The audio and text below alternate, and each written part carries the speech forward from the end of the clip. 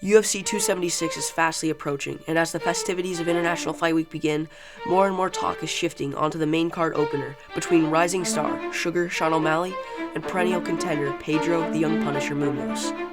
Ladies and gentlemen, put on your hand wraps and grab your mouthpiece, because this is the Fight Week Breakdown.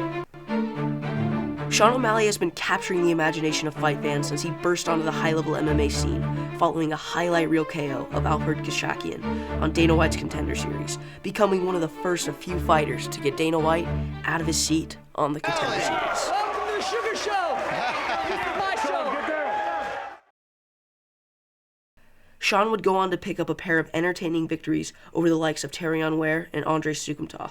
However, a disastrous leg break and tainted supplement would see Sean O'Malley away from the game for almost 2 years. During Sean's time away, Pedro Munhoz would continue his rise, defeating Rob Font, Brett Johns, Brian Caraway, and arguably, in Munhoz's best win, knocking out Cody No Love, when he was still one of the most ferocious bantamweights we've ever seen.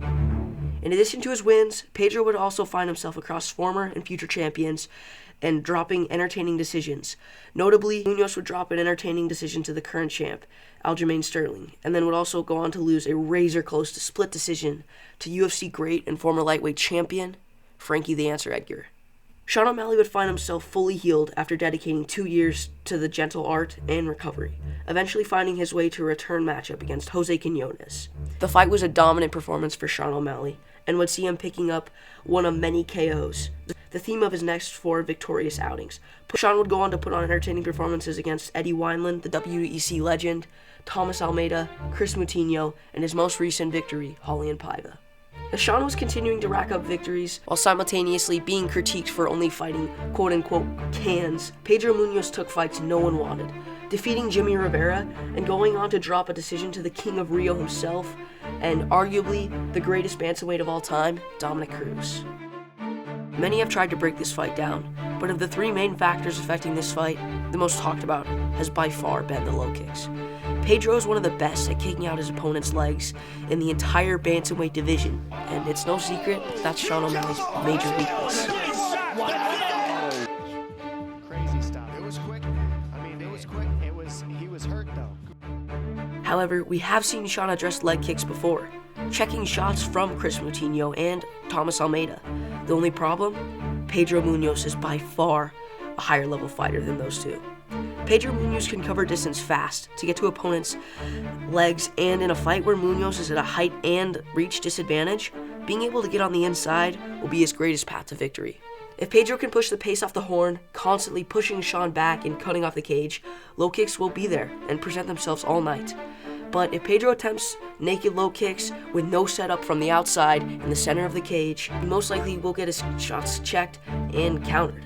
Sean O'Malley is a range fighter, some sort of sniper if you will, and Pedro Munhoz is a cold-hearted technical brawler, willing to trade, relying on his chin, seeing as he has never been KO'd.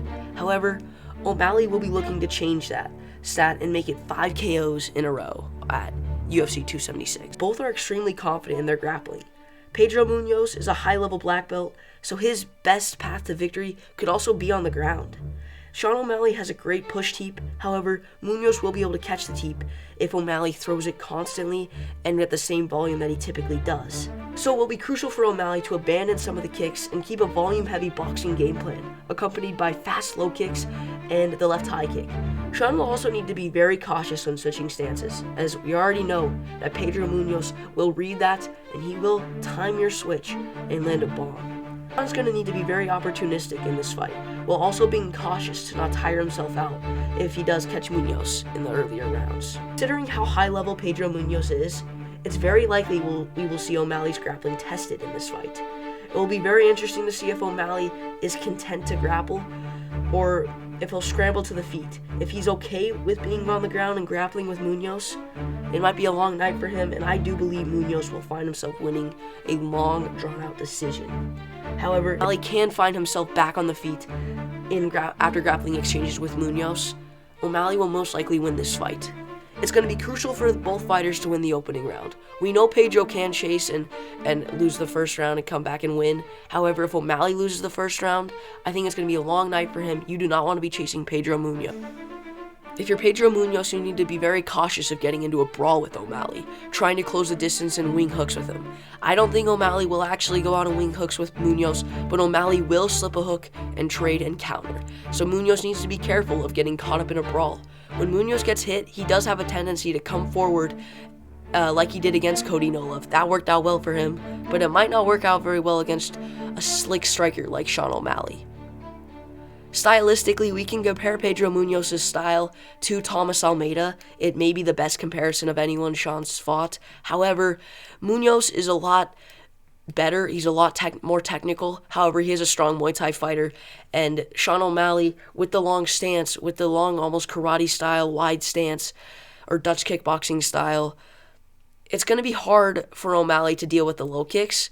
And Munhoz will punish those low kicks like I talked about earlier. However, we know Sean can address this, and we know Sean can find shots and back his opponent up like he did to Thomas Almeida. However, Thomas Almeida, he doesn't have as high-level grappling as Munhoz. So when O'Malley kicks, he's going to be thinking about what if the kick gets caught. Against Almeida, he didn't have to think about that. I feel like a lot of people are overlooking Pedro Munhoz in this matchup. He's a perennial contender. The true definition of a perennial contender. I mean, that word's tossed around a lot, but he truly is one. Pedro Munhoz is extremely tough, and if this fight is in the second round and Munhoz has won the first, I think Munhoz will win the fight. I think the first round is going to be a big moment for at least Sean. If Sean can win the first round, he's probably going to win the fight. If Munhoz wins the first round, I think he'll win the fight. I think the first round is going to be a big moment. We know Munhoz has a great gas tank and we know he can come back, but I think O'Malley will be content to control with the jab after a dominant first round. Control with the jab, control with the teeps. But I'm excited for this fight. We're going to see O'Malley's grappling get tested. It's a very interesting matchup. It's an intriguing matchup. It's one that's hard to break down. And that's going to do it for today's video. I hope you guys did enjoy the Fight Week Breakdown Episode 1. And yeah, peace.